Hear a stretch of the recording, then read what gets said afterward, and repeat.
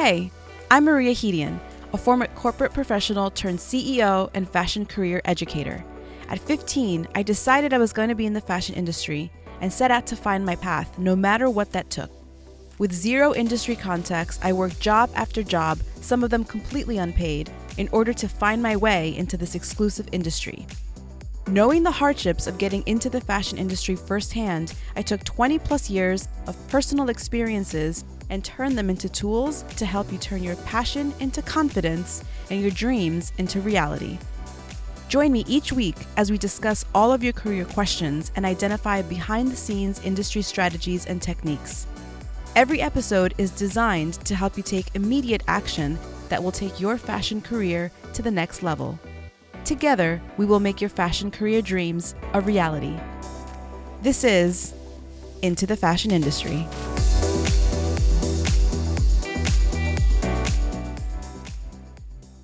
Let's talk about the fashion industry, one of the world's most sought-after industries to get into, and also one of the hardest. To some, fashion may seem unimportant, but just to give you some reference, in 2021 alone, the revenue of the global apparel market accounted for $1.5 trillion of the world's economy. Crazy, right? The rise of fashion influencers on social media has made the prospect of getting into the industry much more appealing, popular, and competitive. Because of this, it can be incredibly frustrating to start from zero when others already seem to have so much success. It can also be overwhelming to understand all of the different facets of such a fast-moving industry. I get it. But if you want to make it in this business, you can't focus on everyone around you, especially when you're first starting out. Let's do a quick visualization. I promise this will help. Okay, pretend you're driving on a highway and your destination is your career goal. Now, as you're driving, all sorts of things are happening on the other lanes around you. There are cars behind you, some that are passing you, some that are stopping completely on the side of the road, and then there are some that are so far ahead of you, you're barely able to make them out. This is more or less what happens in life as we work towards our goals. Throughout your professional career, there will be people you surpass, others that may try to hold you back, and some that are so far ahead you'll feel it's impossible to even try to catch up. And do you know what you have to do? Now, if you're multitasking, come back to me just for a minute. This is important. No matter your experience level, you've always got to look straight ahead. Get rid of the rearview mirror, put those blinders up, and just keep moving forward. As long as you keep moving, you'll eventually make it to your destination, but you've got to stay in your lane. I want you to consider this episode a pit stop on the road towards your career goals. Here, we'll refuel your car with the fundamentals you need to continue your journey and be prepared for whatever roadblocks you encounter along the way, making it easier to reach that long-awaited destination you've worked so hard for. Today, we'll be talking about 5 different ways you can gain experience in the fashion industry, regardless of your skill level or expertise, to ensure that you reach your career destination with confidence and success. Now, even though this is a beginner lesson, this episode is a good reminder for those of you with industry experience as well. Take a minute to review the content and make any updates wherever you need to. Strategy number 1 is get as much industry experience as you can. As you're first starting out, it's crucial to get as much experience as possible for a few different reasons. The more experience you have, the more appealing you will be to prospective companies on your job search, and the more you'll be able to speak to and about in interviews, informational meetings, and during networking events. Additionally, and perhaps most importantly, the more experience you get, the better your understanding will be of the industry and of the career path that you ultimately want to follow. There are some avenues that will help you do this, whether you're just starting out or already have some industry experience. Now, I know you know this first one I'm going to mention, but it's too important to not talk about here, and that is getting an internship. The fashion industry has so many career path options and gives you a variety of internships to consider. As a student or a recent grad, internships provide real-world experience in your intended field, set expectations for you as a professional in the workplace, give you access to key industry players and possible mentors, and they arm you with knowledge that will put you in a position to beat out competition during the hiring process. One of the best things about internships is that they can also help you understand what elements you don't like or want for your career. This could be as specific as your workplace environment. You might discover that you don't want to work at a startup and prefer a large corporation. Or something as essential as realizing that rather than being a fashion designer, you want to be a fashion stylist that works with designers. This is so important, especially when you're first starting out, because it sets the foundation for the rest of your career. With internships, you get the opportunity to try out different workplace settings, career paths, and companies. All of this helps you understand what you're good at, aspects of certain jobs you don't want, and areas where you can thrive.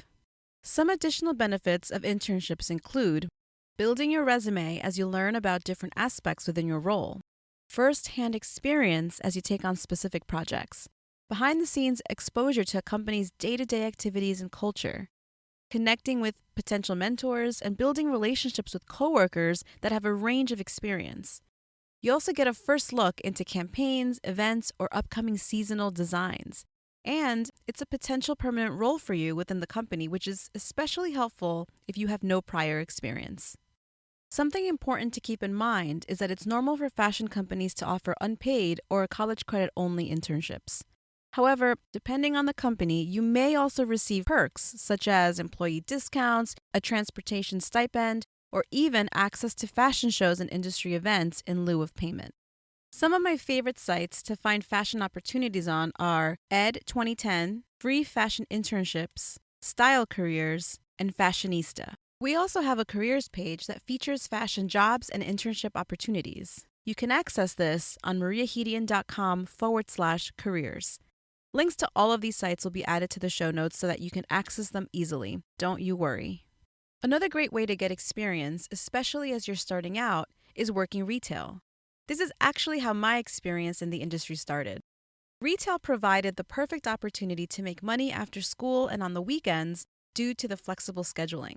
Now, believe it or not, working in retail also provides the possibility to develop skill sets in sales, marketing, merchandising, buying, and styling, not to mention bonus lessons in patience and customer service, all of which are valuable to becoming a successful fashion industry professional.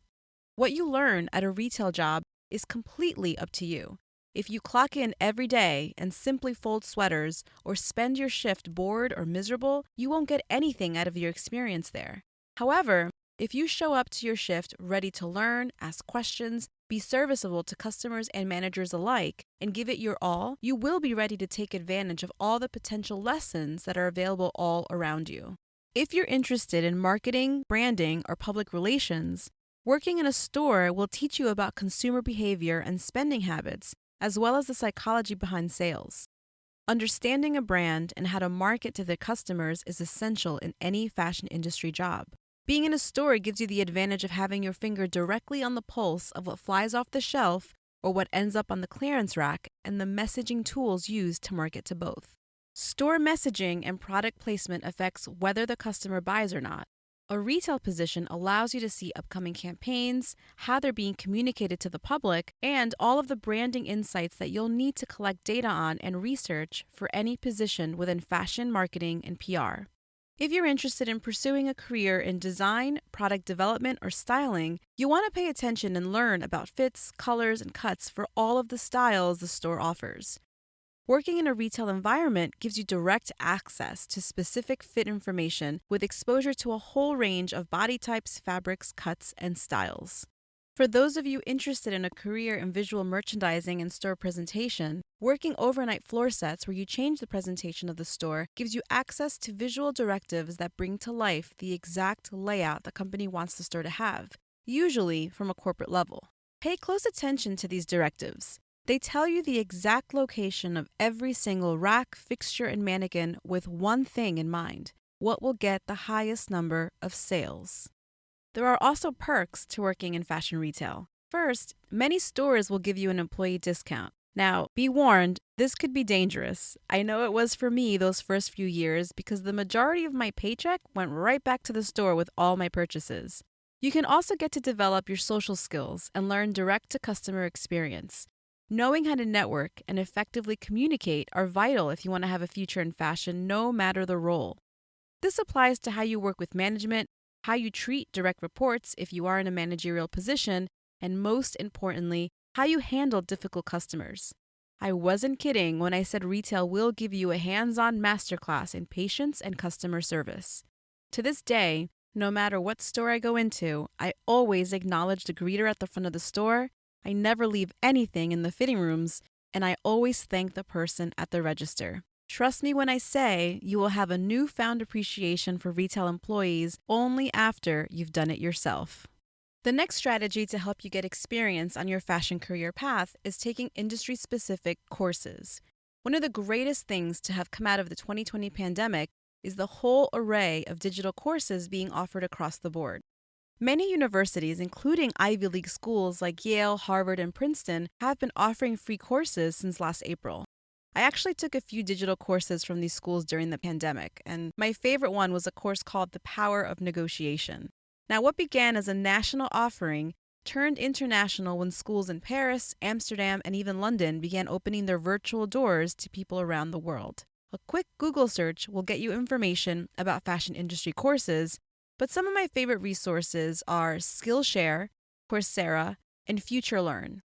FutureLearn's a site that rounds up international courses and conveniently puts them into categories, making it really easy to search through. Their fashion section has a nice variety of international courses to select from. One word of advice: take advantage of these courses. I have a feeling they won't be available or they won't be free forever. Additionally, Masterclass recently added some really cool fashion courses that absolutely need to be mentioned here. Even though they're not free, you can get an incredible range of classes offered through the membership program at only $15 per month. Some of my fashion industry favorites include Anna Wintour teaches creativity and leadership. Marc Jacobs teaches fashion design. Diane von Furstenberg teaches building a fashion brand. Laura King and Fernando Garcia teach creative collaboration and fashion. And Tan France teaches style for everyone. Again, links to all of these classes will be available for you in the show notes. Finally, if you haven't already done so, be sure to check out my signature course, Fashion Career Blueprint. It's a 12-week, workshop-style, hands-on course that teaches students the fundamentals for starting the career in the fashion industry with confidence. Now, I poured my heart and soul into creating this course after I realized that there's a massive gap when going from student to fashion professional out in the workforce. I also did it for all of the fashion enthusiasts out there who didn't have an opportunity or the means to go to fashion school. Within the course, we break down personal branding, including your branding statement, a deep dive into online portfolios, and EPKs. We also cover fashion internships, resume and cover letters, the entire interview process from start to finish, including live mock interviews with fashion HR professionals, cold emailing, and networking fundamentals. FCB opens its doors to new students once a year, but you can sign up for the waitlist and receive updates straight to your inbox. Just head to fashioncareerblueprint.com. This next strategy may not be for all of you, but it definitely helps get your message, your look, or your brand out there, and that is starting a blog or a podcast. While this one takes a bit more work than the others, trust me when I tell you it's well worth it. Many people think it's expensive to do this, but it can actually be done in a way that's relatively inexpensive. I'll be going over how to build a blog and a podcast in future episodes for your reference. For now, though, I want to talk about the benefits of having an online space with your name and your work on them. For one thing, it'll help you tremendously when you start applying for jobs. It has become common practice for employers to include an area where you can add a link to your work on the application itself. This gives them the opportunity to see your work and your style in a unique way, through your eyes. If the concept of starting a blog or a podcast seems daunting to you because you don't know what you'd write or talk about, this is normal at first. But don't let fear or imposter syndrome tell you that you're not good enough or you don't know enough. There's a reason you're interested in fashion. Whether you've learned what you know through hands-on experiences or through school, think about the things that you could go on and on about forever, or perhaps some of the things that friends and family always come to you for. There's a hidden expert in all of us, my sweet listener. It's just a matter of honing in on your talents and making a plan to put them out into the world. With time, you will get better at it. The most important thing is that your vision and your voice are out there. By creating an online space for your work, it allows you to establish a brand even if you have limited experience. Doing research as well as analyzing problems and solutions in your profession shows that you're passionate and that you're motivated. Most importantly, though, it demonstrates that you're in touch with your niche. Another benefit of creating a blog or podcast is that it allows you to expand your network. The more you broadcast your content, the larger the chances are that you can make the right type of people come to you. A blog or a podcast can put your name on the map and allow like-minded professionals or even hiring managers come your way. Just remember to include your social media handles and any important contact information on everything you create. Otherwise, people won't be able to connect with you. Now, having a blog or a podcast will also help you establish a digital footprint. What's the first thing any of us do whenever we find a job or a position that sounds amazing? We Google the company. And if you don't, you definitely should. It's the same thing with recruiters. Many, if not all of them, will do some kind of Google search of your name. What they see on the results page can impact your chances of getting called for an interview. In the end, any content that you produce indicates pride in your career, which will go over well in the eyes of hiring managers and recruiters. There's no perfect formula for this except to enjoy doing it, knowing that this can only help your career and bring you additional experience and exposure. The final fundamental strategy is to create your social media brand. Social media allows you to do 3 very important things. It connects you with existing and new audiences in deeper ways. It brings attention and traffic to your work, and it builds and enhances your brand. While almost everyone in the world has some sort of social media account, it's important for you to understand that creating a social media brand is much different than having a personal account. Regardless of whether it's TikTok, Instagram, or Facebook, you want to make sure that the content you create has a unique aesthetic and that it showcases your interests and your knowledge of the fashion industry. Additionally, you'll want to step back and take a look at your account from the eyes of a recruiter or a hiring manager.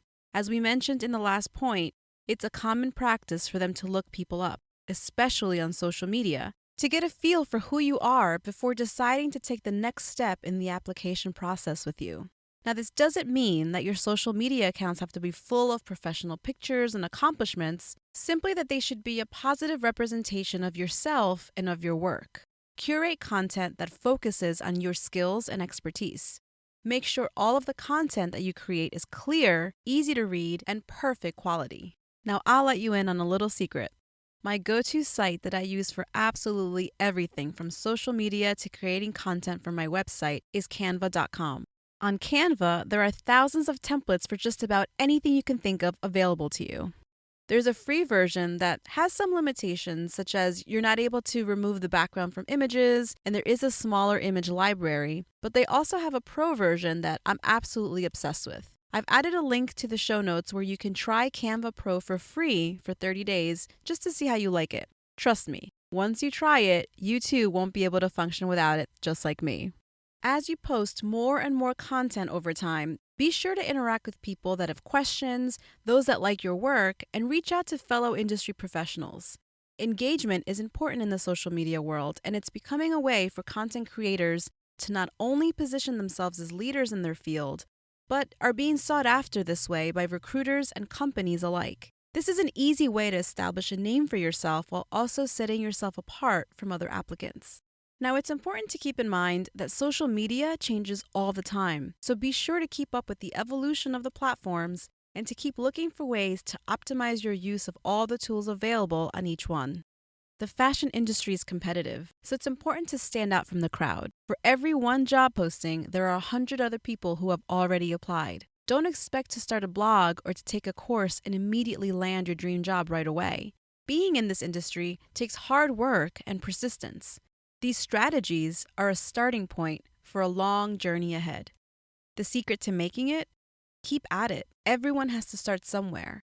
When you start to compare yourself with other people in the industry, remember the visualization we did at the start of this episode.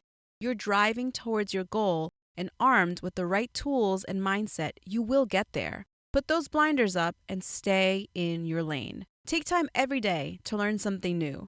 Challenge yourself to take some courses, to reach out and grow your industry connections, to do things outside your comfort zone, and always continue to learn. The resources are all there. Now it's up to you to make it happen. All right, my friend, if you found this episode helpful, Or if you know someone who's also looking to start a career in the fashion industry but has limited experience or doesn't know where to start, please share this episode with them. Grab the link, text it to a friend, or better yet, I'd love for you to share it on social. I'll be back here next week with more content to help you on your fashion career journey.